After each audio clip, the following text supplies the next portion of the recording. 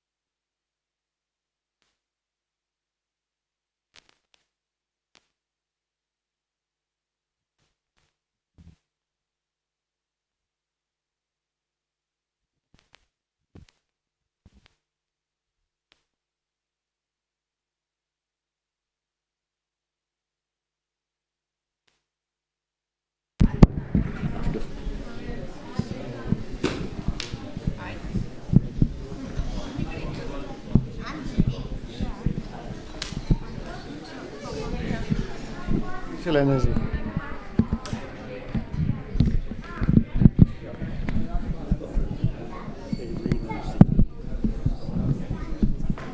Sit on the chair. Sit there. Sit here. Yeah. It's too high. No, it's good. Little high is good. Because then you can see it and everybody can see you. Everybody can see you. Hare Krishna. No, we don't. Thank you.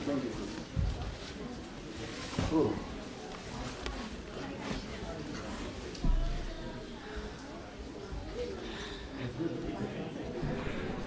Hare Krishna.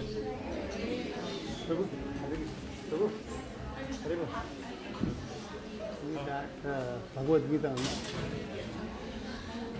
So now we're going to have a little talk or interactive session on Srimad Bhagavad Gita. Anyone here for the first time in the temple? Oh, thank you.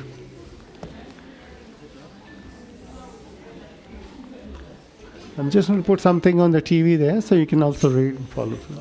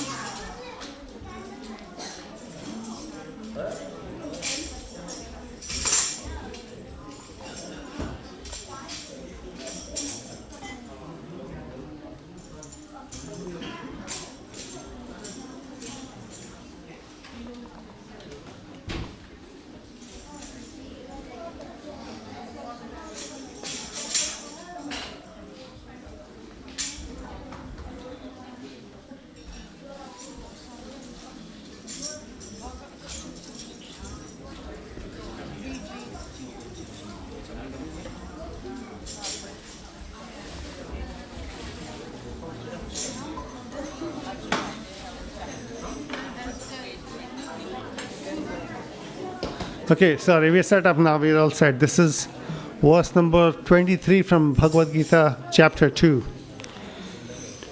Who has not heard of Bhagavad Gita before? This is the first time you're hearing something called Bhagavad Gita. Everyone is aware of Bhagavad Gita? Very nice. Thank you so much. So it will be easier. Who has read Bhagavad Gita? Thank you. Who has a copy of Bhagavad Gita at their home? Wonderful. That's such, yeah. So today maybe we go through this and you may get inspired, hopefully, to go and read Bhagavad Gita.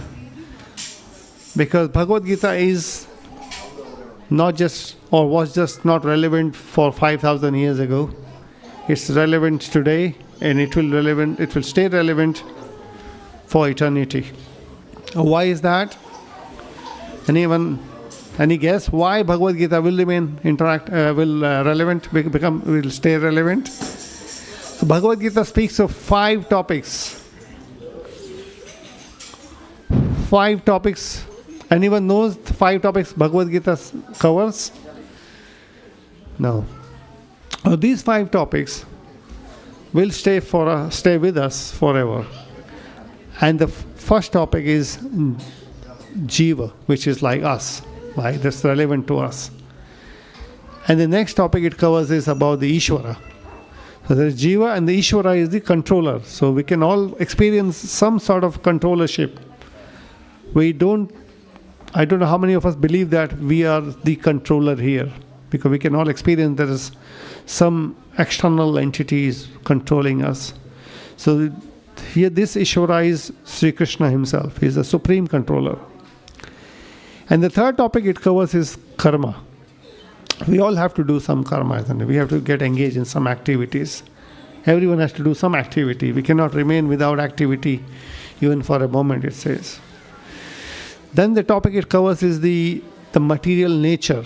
Like whatever activity we do can only be done in this material world or material nature. So we cannot do any activity without this nature. And the last topic is the kala, or the time.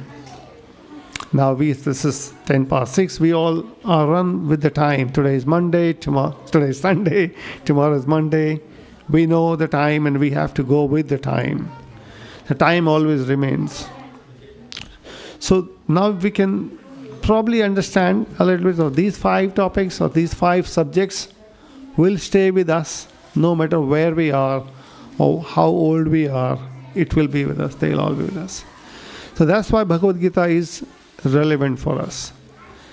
And if we delve more into it, we start to read more Bhagavad Gita, or maybe a little bit every day, we start to relate all the teachings of Sri Krishna to Arjuna, how it is also applicable to me, all of us. So we're going to talk about that Bhagavad Gita. So we are on the 2nd chapter at the moment. 2nd chapter is the summary of the whole Bhagavad Gita. The first chapter was the setting of the scene. Likewise, there are 18 chapters in Bhagavad Gita. And how many verses? Many may know. How many verses? 700 verses. Thank you so much. 700 verses. So if we read one verse every day, it will be under 2 years we should be able to read whole Bhagavad Gita. And more so, we can actually even read just one verse for 2 years and it will still remain fresh, still remain relevant for us. This is the power of Bhagavad Gita. So we will seek some blessings of the Guru before we start, reciting or speaking about Bhagavad Gita. Seek blessings of the Lord as well. So I'm going to chant a little prayer and maybe you can all join me. It's very simple. Om Namo Bhagavate Vasudevaya.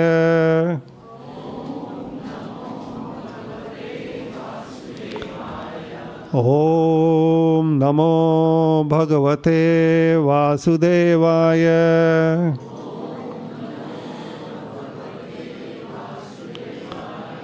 Om Namo Bhagavate Vasudevaya.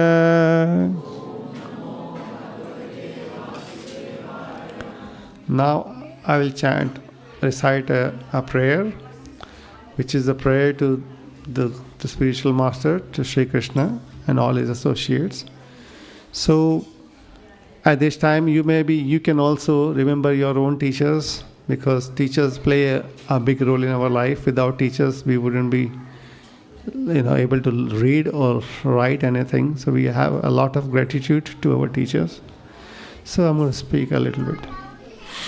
Om Ajnanatirmirandasya Jnananjana Shalakaya Chakshur Unmilitam Yena Tasmai Shri Gurave Namaha Shri Chaitanya Manobishtam Sthapitam Yena Bhutale Swayamarupa Kadamayam Dadati Swapadantikam Vandeham Shri Guru Shri Yuta Padakamalam Shri Guru Vaishnavamsha Shri Rupam Sagrajatam Sahagana Raghunathanvitam Tam Sajivam Savadutam Sadvaitam Savadutam Parijan Sahitam Krishna Chaitanya Devam Shri Radha Krishna Padan Sahagana Lalita Shri Vishakhanvitam Cha He Krishna Karuna Sindhu Dina Bandhu Jagatpate Gopesha Gopika Kanta Radha Kanta Namastute Tapta Kanchana Gaurangi Radhe Vrindavaneshwari Vrishabhanu Sute Devi Pranamami Hari Priye Vancha Kalpatarubhyascha Kripa Sindhubevacha Patita Nam Pavanebhyo Vaishnavebhyo Namo Namah Jai Shri Krishna Chaitanya Prabhu Nityananda Shri Advaita Gadadhar Srivasadi Gaura Bhakta Vrinda Hare Krishna Krishna Krishna Hare Hare Hare Rama Rama Rama Hare Hare Makam Karoti Vachalam Pangum Langaite Girim Yat Kripatam Vande Shri Guru Dinaranam. And this prayer is for Srila Prabhupada, who established, the founder Acharya of ISKCON, International Society for Krishna Consciousness. Nama Om Vishnu Padaya Krishna Preshthaya Bhutale Srimate Bhaktivedanta Swami Niti Namine Namaste Saraswate Deve Gauravani Pracharine Nirvishesha Sunyavadi Paschata Deshatarine. So we seek his blessings. So it's 6:15. We'll try to speak for about half an hour, maybe less. And then we can have some question answer. In between also, I may ask you some questions, and maybe you can help me with this topic. Very interesting. So the second chapter is, as I said, is the summary of whole Bhagavad Gita. We spoke about the 5 topics the Bhagavad Gita covers. So the particular section of the second chapter that we are covering at the moment is about the knowledge of the soul. So setting of the Bhagavad Gita maybe is worth discussing. What is the setting of Bhagavad Gita? What's happening? Do you know where was Bhagavad Gita spoken? Any idea? Kurukshetra. And what was going on there? Battlefield. Nice. So we may, because we're not experienced, we've not been in the battles, we don't know what it means, isn't it? We have had probably our little battle with our mind mostly, or maybe a little battle in the office with the boss or someone. But this is the battle we are talking about, where there are 2 armies facing each other, and they're going to now get into a battle, which means they will kill each other. So someone will survive, someone will die. Now, just before the battle starts, Arjun expresses his desire to Sri Krishna. He says, please take me to the other side and show me who wants to fight with us. Who are the people I am fighting with? We need to know, like if you go and play a match, for example, if you play badminton, or you need to, or sometimes you see like a boxing match on that. Have you seen a boxing match? I've never seen a live, but I've seen on the TV. They first of all face each other and they kind of exchange something. Similarly, Arjun asks Bhagavan Sri Krishna to take him to the center of the other side and show him who are the people to fight. And as directed, Krishna takes him. Krishna is the charioteer. Krishna, the Supreme Lord, becomes the charioteer of Arjun. So he takes him to the other side and places the chariot right in the middle. And who is on the other side is Bhishma Pitama, Dronacharya. These are the great souls who are his teachers, who are his cousin brothers, who is grandfather, granduncle, father-in-law, all these close relatives. Now if we understand Arjun's situation, Arjun's father Pandu died when they were very young. So all the 5 Pandavas, the 5 brothers, 5 Pandavas brothers, they lived with these uncles, grandparents and everyone. They brought him up. One teacher told me, like, if you really want to enter into any scripture, any story also, we should put ourselves in that situation. For the moment, now when we're talking about Arjun, maybe we can all meditate and think that I am Arjun, I'm sitting in that situation at the moment. I would appeal to you for a moment, you think that we are living with these relatives, we have been brought up with these relatives. Can we relate to it? Day in and day out, Arjun did not have his father. That means all his uncles, grandparents, grandfather, granduncles, they're all looking after him. And he's been brought up, he's been sent for training, his teacher who trained him in the archery. They're all on the opposite side. And when Arjun sees all these people on the opposite side, normally you go in the battle, you want all your people on your side, right? Or any situation, any difficult time you go through, you want your people on your side. But here's all his people are on the other side. And then he realizes, I am going to fight with these people? I'm going to fight with my grandfather, Bhishma. Bhishma, who looked after me so much, who took care of me when I was a little boy. Just this boy would go and sit on his lap.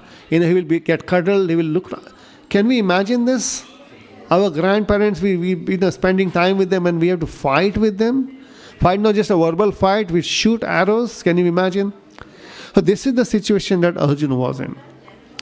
Now when he sees that he has to fight these great souls, and they are not ordinary souls at the same time, they're world leaders at the moment, at that time, well respected by the whole world. These are the Bhishma and Dronas.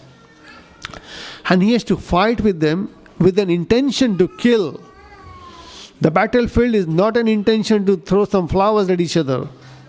Battlefield is there to kill each other. He has to shoot arrow to kill other person. He may be also shot by the other people. Right? It's a serious matter.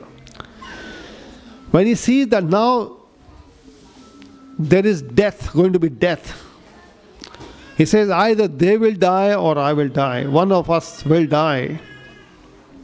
And what will happen if he says, just before this verse comes, he says, if I have to fight with these people, and if I kill all these relatives, my near and dear ones, what will be there for me to enjoy? Who will be there for me to enjoy with? You fight for a battle and you want to enjoy. The result of a battle is you get a kingdom. He says, what is going to be the use of that kingdom when I have no one to enjoy that with? So if we are, let's say someone said, if you go to another, let's say you have a planet for yourself. At the moment we're probably in 4-bedroom, 5-bedroom, 10-bedroom, whatever size of house we may have. But what if you're given a whole planet to live, but no one there with us? Not going to be enjoyable. So we are social. Human is so. All animals are social. Human more so. We are social. We want to spend time with families, with friends, and do that. Like all of you must be here with your friends and family here to the temple. Very nice decision. So he will have no one to enjoy his kingdom with. So why should I fight? He puts these questions to himself, and then he starts to argue with Krishna. Now Krishna is his very dear friend. He's always with Krishna. He always wants to be with Krishna. And he puts these questions like, this is going to be a very difficult situation. Before he says this point, he puts lots of other arguments also. He says, this battle means what? Battle means a lot of people will die. Then who will look after the families? Who will look after the women, children? What will happen to them? There are millions of people here. Everyone will die. All the men will die. This is not good, isn't it? So he had this conflict of what is the right thing to do. Now, how many of us go through this conflict in our time? Like, sometimes we don't know what is right. Is this right or is that right? How do we make a decision? Now, Arjun, we can imagine now, we are putting ourselves in Arjun's situation. We are now trying to, understand his dilemma. Is it fair to say it was a very difficult decision for him to fight the battle? At the same time, what happened to him was that not only there were people who were loving him, but also there were his cousin brothers who did what to them? Who threw them away from their kingdom. They were given a little kingdom. Who insulted their wife. They are called Atatainas. They are the aggressors. These aggressors means they have done all the wrong things that they should be punished for. Now Arjun, being a devotee, a soft-hearted person, he forgets that what wrong has happened to them. They have been thrown out of the kingdom. Their house has been put on fire when they were sent to a nice place, so long vacation, holiday, and they planned it in the way either his cousins, Kauravas, to set their home on fire so they can die with their mother together. They insulted, they threw him out, they did so many things. They poisoned Bhima, put him in the water, in the river, so that he can die. The battle was justified. But Arjun, being a soft-hearted person, he was not seeing all that. This is the quality of a devotee. And that's why he was so dear to Krishna. That he forgets all that was done wrong to him, and he only remembers that these are my near and dear ones. How can I fight them? Isn't it? And if, just imagine ourselves, like if someone has done so much wrong to us, is it going to be easy for us to forgive those people? How many of you do you think you can forgive someone who can do so many wrong things to you? It's hard. So Arjun's dilemma, right or wrong, was quite justified, isn't it? Now at that stage he says, I don't know what to do now.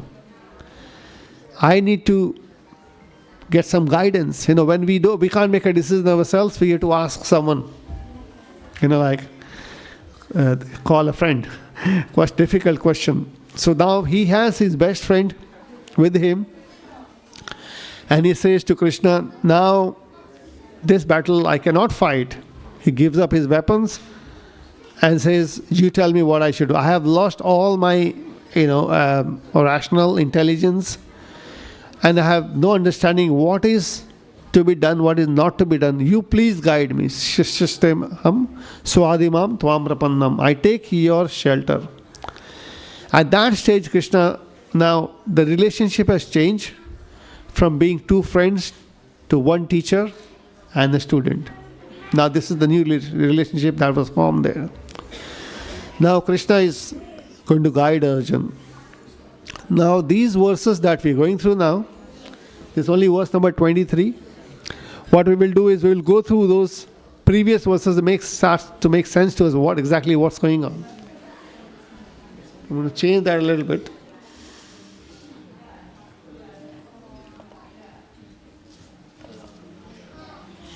Okay.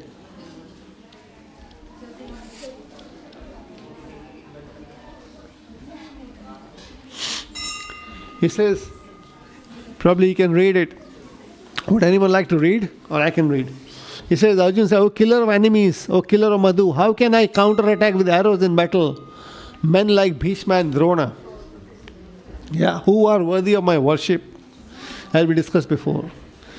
So all these things happen, we discussed all this. Now Krishna starts to tell Arjun. He says, now, look at the verse number 11. How does Krishna start his teach? This is how a teacher talks, isn't it?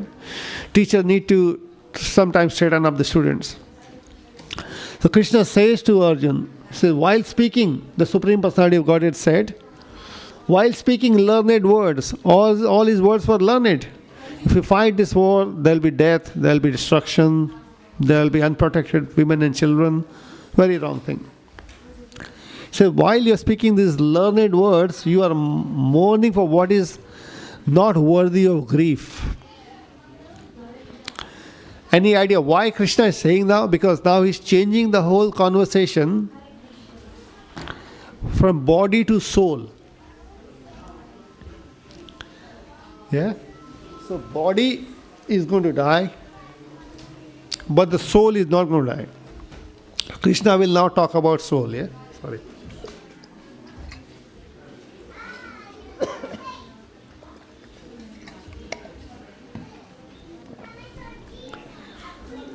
He goes on. Then he says in the textual, there was never a time when I did not exist or you did not exist. And there will never be a time when none of these things or any of these things will not exist. I mean the question that Arjuna, or the worry that Arjuna had of death. Now death is a topic by itself. Is anyone who is not afraid of death? Number one fear is death. Is it death or something else? Any idea? Actually, someone said the number one fear is public speaking. Is that right? It's not death. People are more scared of speaking in public. If you have to address 10,000 people, you can imagine, like this. That's why politicians are good at that. But death is, because why death is scary? Because we don't know what will happen, isn't it? We are also not only scared of our own death, we are also scared of death of our near and dear ones. Why? Because when they go, we will never see them again. We don't know where they will go. So it's a very difficult situation. But Krishna is giving another argument. He's saying, actually, there is no death for anyone. He says what? He says, there was never a time that you did not exist, I did not exist, or there will never be a time that anyone will not exist. That means we are all eternal. So eternal is, now Krishna is going to talk about soul. Yeah? Because body is temporary. We can realize, all of us, like, we can remember when we were little kids and then we grew up and the body is changing. It is said that every 12 years, every single cell of our body is replaced with a new one. So we are changing our body all the time. But we can all remember that we were little someday, we were going to the school, now we are, some of us now getting towards retirement, working, but we can all remember that we were the same entities or same living entities who have gone through the whole cycle. But this body is not the same. We look at our own young photos, oh, this is me, wow, little boy, little girl. But we are the same. So body is changing all the time. So there is a difference between what is changing and what is not changing. What is not changing is soul.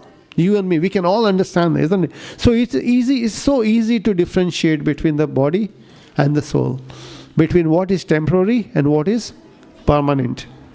So I will fast track a little bit. Just before the verse that we were going to discuss today, Krishna gives a classic example in verse number 22, which is, there are quite a few analogies, by the way. If you read Bhagavad Gita, there are so many analogies. It's interesting. It makes it so interesting and so simple to understand. Now he says, 22. He says, as a person puts on new garments, giving up old ones, the soul similarly accepts new material bodies, giving up the old and useless ones. Is it not simple? We all change our clothing, isn't it? If the clothes becomes old, like some people change more faster than the others. But most people would throw away or give the clothes in charity, or just cannot be used once they are toned, ripped, old, right? Is it unfair on the cloth to give up those? It's normal, right? Similarly, Krishna says, the body is also matter, made of 5 matters, right? 5 gross matter. And there are subtle matters as well. What are the 5 gross matters? Water, soil, earth, air, fire, ether. Ether is the subtle of the five, because you can't see. Ether means space, open space. Yes. But other four we can relate to. He says, so all these gross matters are subject to deterioration with the time. Everything deteriorates. He says, just now the clothes, just as you change the clothes, the same way you're going to change your body. So what is there so much to worry about it? You're not changing, you're just going to get a new body, a brand new body. When we all like to get new clothes, but we don't like new body, isn't it? There's a reason for that. That's valid. Now, with this example, the next one, the verse today, comes to the 23 number. It says, the soul can never be cut to pieces by any weapons. Now, the moment Krishna said, it's like changing clothes, Arjuna may think, well, clothes, they can get ripped, right? And they can get torn, they can get burnt, they can get, drowned in the water or blown away by the air. Now Krishna gives an example. He says, but the soul is not exactly like that. Soul, nainam chindati shastrana. The Sanskrit also will go through that. The soul can never be cut into pieces by any weapons. There is no weapon that can cut soul. Now weapons, what the weapons could be made of? We know in the old days it used to be, which that's the things we want to talk about, but the weapons could be, all sorts of the metal, and these days more prominent is fire. Like the worst weapon we can think of is nuclear weapons. Atomic, we've seen that, a horrible thing to happen. So that's fire, the fire element. So with the body can be destroyed by another matter weapons. And in the old days, now we have not seen many weapons made of water, right? But in old days, people, because they had so much spiritual strength, they could manipulate the energy.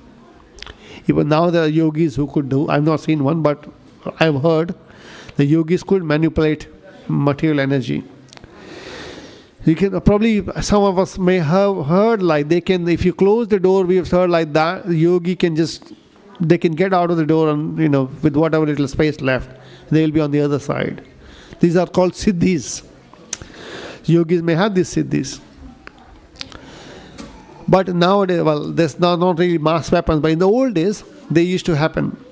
Like tornadoes, people could create with chanting mantra, they could create tornadoes. Like, there was that reminds me of a demon as well. Anyone knows the demon who created a tornado? Which demon was it?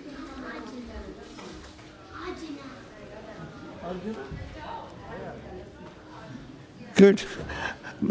You're not far. He was one of Krishna's associate. Trinavrata, right? He picked up Krishna as a little baby, and the world goes up. So those are the power the yogis had.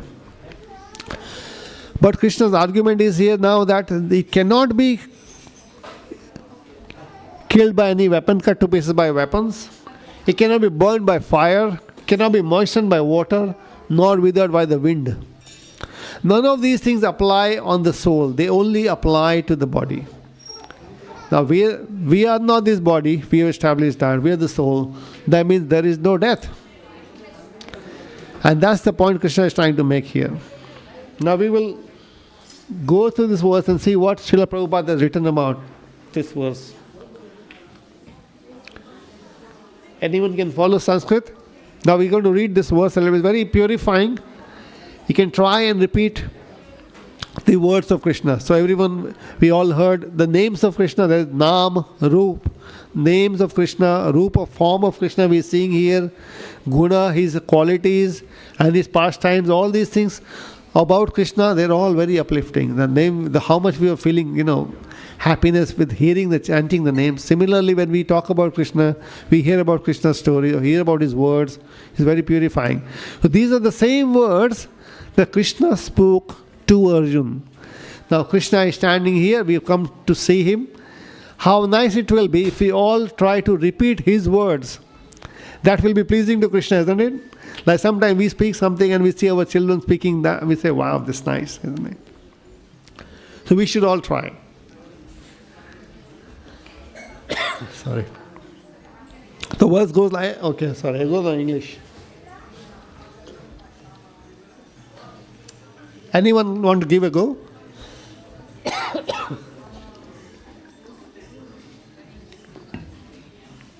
Okay, I will say. It's the first line is Nainam Chindanti Shastrani. Very nice.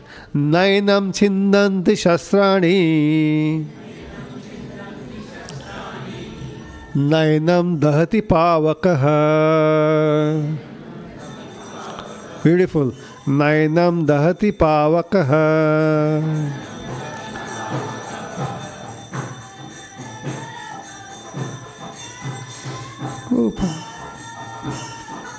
Sorry. The next line goes Na chainam kledyantapo. This is a bit tricky. Na chainam kledyantapo. Na shoshayati marutaha. Na shoshayati marutaha. Anyone would like to speak the whole thing? Come on, be brave. Who wants to go for it? Try it. There is nothing wrong. You cannot make any mistakes here.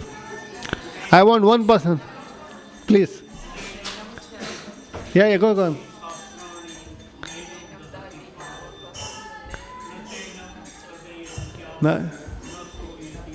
No, social. Thank you so much. So beautiful. So we already spoke about the translation. Now Prabhupada says, he says, all kinds of weapons, swords, flames, weapons, rain weapons, tornado weapons, etc., are unable to kill the spirit soul. It appears that there were many kinds of weapons made of earth, water, air, ether, etc., in addition to the modern weapons of fire. Even the nuclear weapons of the modern age are classified as fire weapons, the most common fire weapon. But formerly, there were other weapons made of all different types of material elements. Fire weapons were counteracted by water weapons. This is how fight used to be in the past, like someone throwing the fire weapon other than just counteracting with the water. Like. And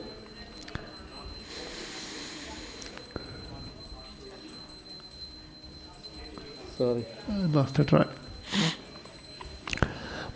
So, which are now known to modern science. Nor do modern scientists have knowledge of tornado weapons. Nonetheless, the soul can never be cut into pieces nor annihilated by any number of weapons, regardless of scientific devices. We discussed that already.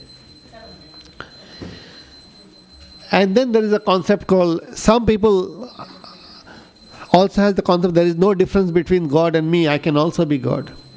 Yeah, the soul, who is the soul? Once we know the knowledge of soul, we also need to know the difference between the soul and the super soul.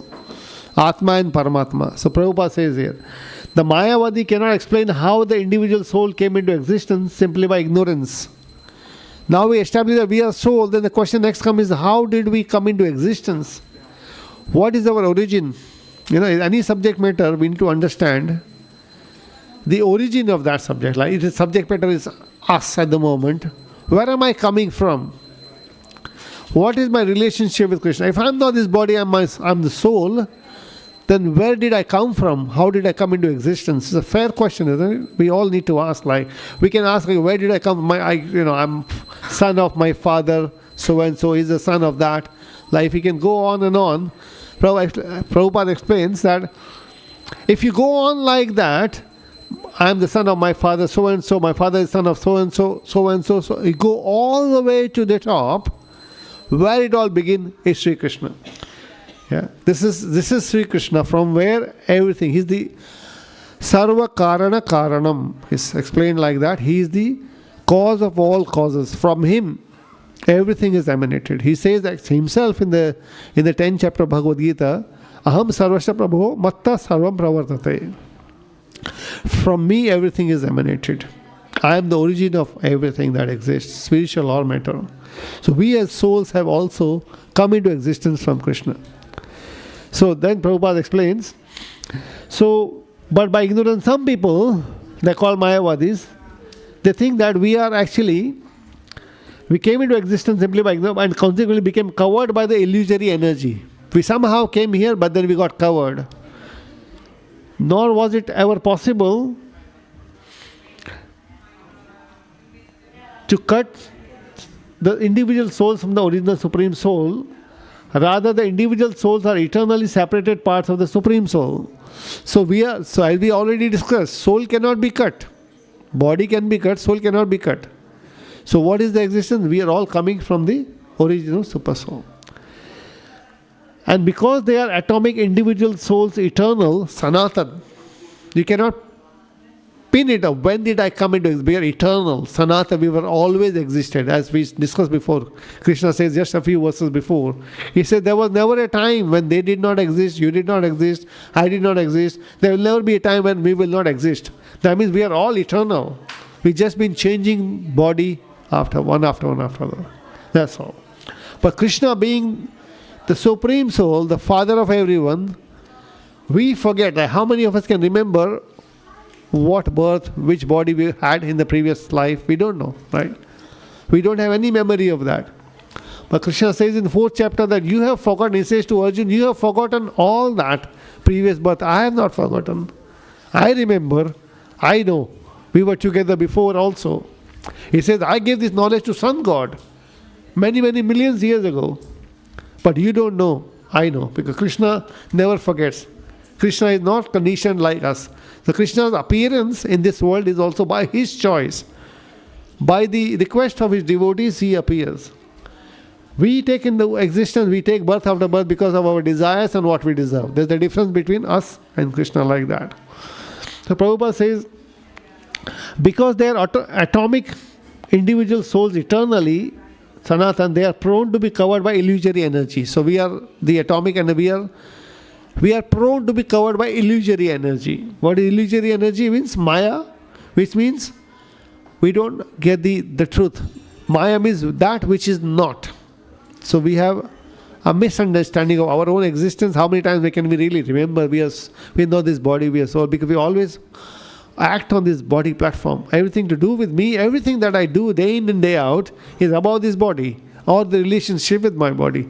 That's what, but I never understand or never act as if I am a soul. So that's called illusory energy. And because of that, what happens? We think that I am this body, and then I get afraid of the death. Krishna said, now all these relatives you're going to fight with, you're not killing them because you cannot kill soul. You can only destroy the body, but that means the soul will get a new body anyway. Then he says, because they're separated, because they're prone to be covered by illusory energy, and thus they become separated from the association of Supreme Lord, just as the sparks of fire is another analogy. We see fire, there's sparks of fire. So Krishna is one big fire, where the sparks. Spark is separated from the fire, but it has the same quality. So Krishna has the same quality as Satchit Anand, which is like eternity, and he is in knowledge, and he is on bliss. And we also have the same quality, but just that because we've been covered by Maya or by illusory energy, and we're forgetting our true identity, we start to treat ourselves or consider ourselves this body, which is subject to all the difficult situation,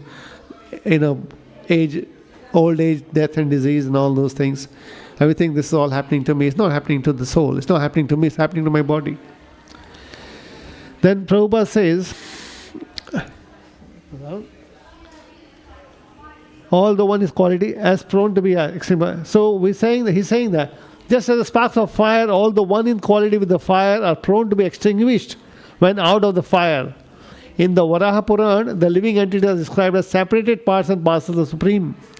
They are eternal, so according to Bhagavad Gita also, so even after being liberated from illusion, the living entity remains a separate identity, as is evident from the teaching of Lord to Arjuna. Arjuna became liberated by the knowledge received from Krishna, but he never becomes one with Krishna. This is the error. Now we are just about 15 minutes. Anyone would like to ask any questions? Anything that you can relate to? And no question is a wrong question or a silly question. You can ask anything. So we spoke about the setting of the scene, where Arjun was, what situation he was, who he was fighting with, right? How difficult it was, what his decision, how he was confused. He has to fight with his own relatives. How do we relate to this now? How do we relate to the Arjuna situation of what is the right thing to do? So Bhagavad Gita, we said about Bhagavad Gita, how does it help us? It helps us in making decision as to what is the right thing, because there may be two rights sometimes or many times in life. The difficulty is never that should I kill a person or save a person, for example. It's very simple, save a person. But there is a more difficult situation where you have to take one option of the two and both of them appear to be right. Has anyone come across this situation ever? Think about it. Or do you not come this across day to day?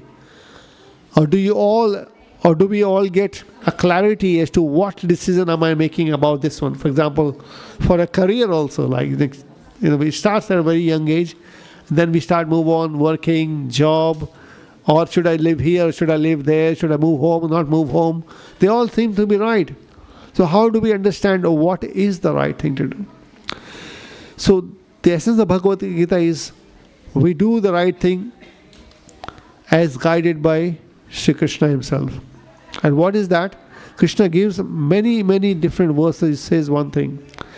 You always satatam kirtayanto mam. You always chant my names. So the great souls explain that one easy consideration for what is the right thing to do is about what is taking us closer to Krishna.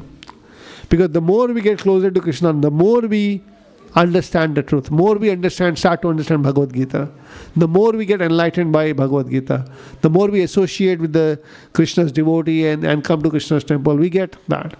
So this is at a very high level I'm saying this, but we can start to apply that. And also, how do we get that? Like, even if we're not physically, we may be far away from Krishna, but we have his teachings, we have Bhagavad Gita.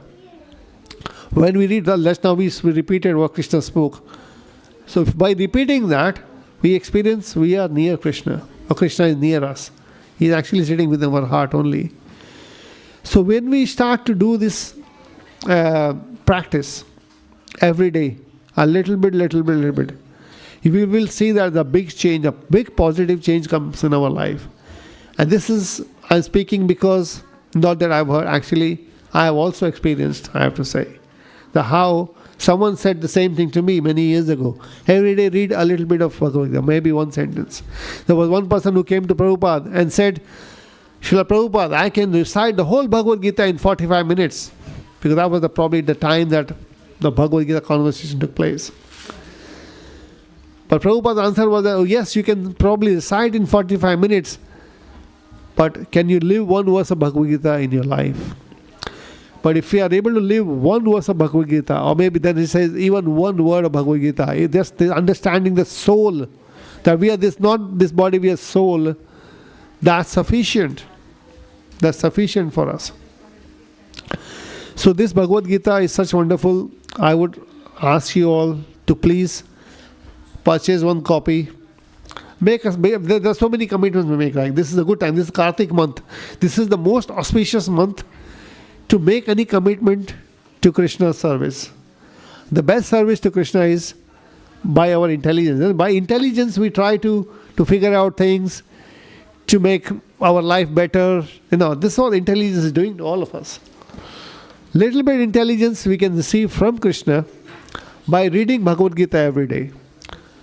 When I say Bhagavad Gita every day, he says only one verse a day. If you read one verse a day, and Prabhu is here, he is sending one verse every day with like thousands of people on his group, and he sends every day one verse. And we all read one verse. And we get so much, but two verses. Oh, so there's and all. Fresh one. He will read it a little bit.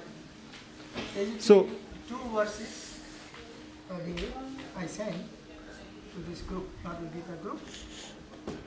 And there are 700 verses, like Shamhari Prabhu said.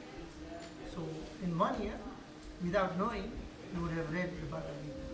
Yeah. If you would like to join, he will give you the number. Yeah. Yes. WhatsApp Just imagine how many messages we read on WhatsApp and everything, isn't it? It's amazing how many messages we get. But just one message, one verse of Bhagavad Gita, which probably takes less than 5 minutes.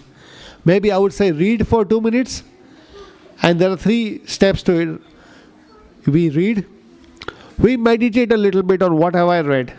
Bhagavad Gita is not a reading which is like another WhatsApp message. No. Take a pause, meditate for 1 minute, and if possible, make the resolution that during the day, I will try to remember what I read today and see the change in our life. There's so much positive change. We will not know what negative. This is the biggest problem we have is negative thoughts, isn't it? With negativity in our life. We all experience. It's not easy, but the biggest benefit of Bhagavad Gita, reading every day, negativity goes away from our life. Because there is no reason to be negative. Because Krishna says there is no reason to be afraid of death. Then what else can be negative? Not for our death or not the other person's death. The worst negative is that. So this is Bhagavad Gita which gives you that power, that we will have removed complete negativity in our life. Only positivity. And it's all about, the subtle makes the gross. When our thought process goes positive, when we look at the world in a positive way, when we look at the world in the way that Krishna is explaining to us, everything becomes so simple. Life becomes so simple, life becomes positive, and we probably, we all struggle with the anger issues. Anger also comes down. It's amazing. It's my experience, I'm telling you. I used to be very angry all the time. And I say, why do I need to be angry? I mean, it's not easy, I'm saying, but practice. Small habits. This is called the art of small little habits. Small habits is very powerful. Anything we do, like if you want to do anything in your life, do a little bit every day, and see the benefit of that. So this is most powerful book that was, words were spoken 5,000 years ago, still relevant, will remain relevant forever. They will never go. Because Krishna comes again and again speak these verses. So this is my appeal to all of you. If you don't have a verse of book, also have a book of Bhagavad Gita at home. Every day read one verse. See the change in your life. Any questions? Sorry. Any thoughts? Any commitments? Any resolutions today? How many of you think you want to still go home tomorrow morning, you'd read one verse of Bhagavad Gita? Come on, raise your hand. Yeah, thank you. Yeah, please. Don't you think, this is my logic, without understanding Mahabharata, in today's situation, it may be difficult to digest. Because Mahabharata sets a scene why Bhagavad Gita is so important. Yes. No, that's good. So that's why the first chapter of Bhagavad Gita is setting the scene of all the characters, all the main characters of Bhagavad Gita, main character of Mahabharata. So when we read Bhagavad Gita, we read the first chapter. That's why Vyasadeva, who's the greatest writer ever. No one has written more verses, more than what Vyasadeva has written. Mahabharata, there is not a bigger epic than Mahabharata. 100,000 verses. There's no other epic like that. Right? So he has summarized the whole Mahabharata in the first chapter. And Prabhupada, when we read Bhagavad Gita, he speaks about all the characters that are in there in the battlefield. Most of the important characters. Yeah. So it's a good point, but Bhagavad Gita covers that also. So it's all good there. Yeah. Good. Thank you. We've always heard that you have to merge with God. Usually we hear this. So if that is not true, then what is even enlightenment mean? Yeah, good point. Good question. And this is what we were discussing about. So her question is, we have always heard about merging into the God. Merging into God. So what is the... Then if that's not true, then what is even the meaning of enlightenment? And what is... Okay, if that is not true, what is the meaning of enlightenment? So enlightenment covers 3 things. I was trying to say before. First thing is, before we want to merge into the God's body, we have to say, who are we? And what is our relationship with God. That is very important. What is our sambandh? It's called sambandha. Right? Any relationship that we have is like, what is my relationship to you? This, that. It's very important. So we want to merge into the Supreme, but we need to first of all understand what is our relationship with the Supreme. So enlightenment, 3 sets, 3 questions need to be answered. Once we know what is our relationship with Krishna, then we say, how do I act in that relationship? Any relationship means you have to act with that respect. Like someone could be husband, wife, father, son, brother. We have to understand what is my relationship and how do I act on that relationship. And then the third question, enlightenment, is how do I then get the perfection of that relationship? And Krishna says in Bhagavad Gita, actually all these questions are very easily covered, answered by Krishna. He says, you become my devotee and then you will come to me without fail. Enlightenment means to understand that we are the eternal servant of Krishna. Servant is a word that we can probably not understand clearly, but it's relationship. Krishna is Father, and we are always want to serve with Him because we all are looking for happiness. In 2 minutes we're going to have the Kirtan. We're all looking for happiness, but when we try to find happiness in the body, we suffer. We all experience that. When we try to find the happiness with Krishna, it's all joyful. So enlightenment means we are also looking for happiness. And ultimately all of us, what is the purpose of that? What is the purpose of merging also? They call Brahmananda. If you merge with Krishna, merge with the Supreme, then you will have the Supreme Ananda, Brahmananda, bliss of the soul. But even more blissful is that is serving Krishna. Living all the Krishna's associates. Krishna was in Vrindavan. Now look at Krishna here. At the beginning I'm going to offer the candle to Damodar. Little Krishna, none of these so-called spiritualists or enlightened soul can figure out how the Supreme Lord can be tied by normal living entity like Yashoda Mai. How can he be tied? No one can tie Krishna. Lord Brahma cannot tie Krishna. Lord Shiva cannot tie Krishna. Lord Lakshmi cannot tie Krishna. All those great souls, the gods we worship, Brahma, Shiva, Lakshmi, no one can tie Krishna. How could Mother Yashoda tie Krishna? This is enlightenment. We understand this. Thank you so much. Hare Krishna.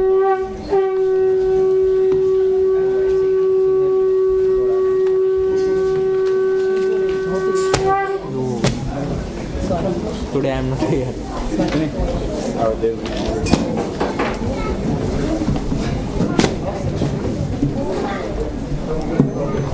Yes, I got to make the announcement since he's not here. Should I work, man? Just tell me. Hare Krishna. So welcome everyone for the evening Gaura Arti ceremony at Bhaktivedanta Manor. So we will be having the lyrics up on screen for the Arti ceremony, so please follow along, and it will be we will sing in traditional call and response fashion. So Dev Rishi Prabhu will first sing, and you will listen, and then you will sing, and like that. So I'll hand it over to Dev Rishi Prabhu. Keva Jaya Jaya Gaura Tande Arati Kashoba Keva Jaya Jaya Gaura Tande Arati Kashoba Jana Vida Tamane Jagammanalopa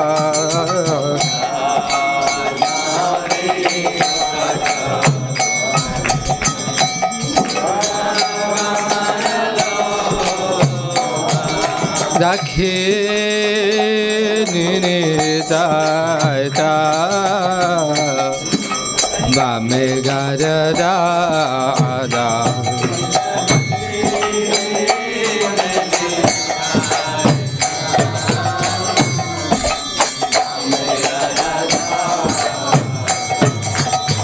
निखरया रे राजिनी वाजा जदा